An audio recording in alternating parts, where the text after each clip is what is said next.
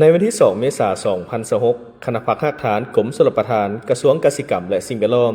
ได้จัดพิธีรับมหาชนก้าวหน้าเข้าเป็นสมาชิกพรรคสำรองและเลื่อนสมาชิกพรรคสำรองขึ้นเป็นสมาชิกพรรคสมบูรณ์ของกรมดังกล่าว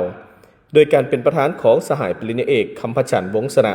กรรมการคณะพักกระทรวงเลขาคณะพักฐานกรมชลประทานพร้อมนี้มีบรรดาสหายรองเลขารองเลขาหน่วยพรรคสมาชิกพรรคสมบูรณ์และสำรองตั้งหน้า3องค์การจัดตั้งเข้าร่วมอย่างพร้อมเพรียงดังที่ฮู้นำกันแล้วว่าเวียกงานพรรคพนักงานถือเป็นเวียกงานหนึ่งที่สำคัญเป็นอย่างยิ่งมันเป็นปัจจัยหนึ่งที่ตัดสินชัยชนะของภารกิจเปลี่ยนแปลงใหม่ของพรรคเฮาซึ่งย้ำใดก็ถือเอาเวียกงานซี่นำพาของสมาชิกพรรคและพนักงานเป็นข้อตัดสินผลสำเร็จในการจัดตั้งปฏิบัติหน้าที่เวียกงานเว้ารวมเฉพาะแม้นการก่อสร้างขยายพรรคและการซับซ้อนจัดวางพนักงานแม้นถือเป็นเวียกปกติของพรรคเฮาฉะนั้นการก่อสร้างขยายพรรคในแต่ละระยะแม้นต้องเฮ็ดให้สอดคล้องและแทบเหมาะกับสภาพการตัวจริงของการพัฒนาในแต่ละโครงเขตเวียกงานและตอบสนองได้ผลประโยชน์รวมพร้อมกันนี้สมาชิกพรรคต้องได้ฝึกฝนหล่อหลอมคุณธาตุการเมืองของตนให้สมกับคำว่า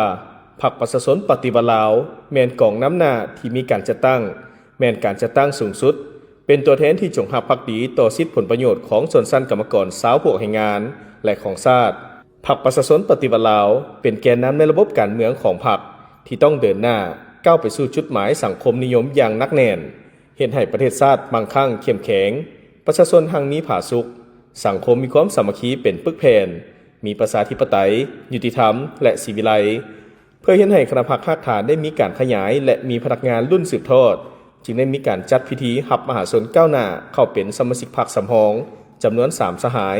และเลื่อนสมาชิกพรรคสำรองขึ้นเป็นสมาชิกพรรคสมบูรณ์จำนวน9สหายซึ่งทุกสหายล้วนแล้วแต่เป็นผู้ที่มีความเห่าหันกำแน่แนวทางนโยบายเสิร์ชสู่ผลสำเร็จในการจัดตั้งปฏิบัติเวียกงานของตนก้าวไปสู่การจัดตั้งปฏิบัติเวียกงานของกรมให้ได้รับผลสำเร็จสูงที่สุด